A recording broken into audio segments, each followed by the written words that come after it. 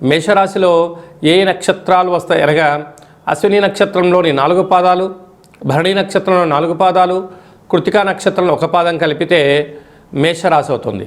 రాశాధిపతి కుజ భగవానుడు. వీరికి తృతీయంలో గురు సంచార స్థితి ఉండడం, పంచమ స్థానంలో కేతు సంచార స్థితి ఉండడం, అష్టమంలో బుధ శుక్ర సంచార స్థితి ఉన్నప్పుడు గ్రహాలు పెద్దగా అనుకూలించట్లేదు అని చెప్పి గమనించగలగాలి. కనుక ఇలాంటి కాల సమయంలో గొడవలకు దూరంగా ఉండండి, వీలైనంత వరకు మౌనంగా ఉండండి. ఎవరైనా ఏదైనా చెప్తే వినే ప్రయత్నం చేయండి. ఎదురు సమాధానాలు చెప్పకుండా మానవ ప్రయత్నం చేసే ప్రయత్నం చేయండి. యంత్రాలతో, ఆయుధాలతో, ఎలక్ట్రానిక్ వస్తువులతో చాలా జాగ్రత్తగా ఉండాలని చెప్పి జ్యోతిర్విజ్ఞానం తెలియచేస్తుంది. అలాగనే ప్రభుత్వ ఉద్యోగ ప్రయత్నం చేసేటువంటి వారికి చాలా అవకాశాలు ఉన్నాయి.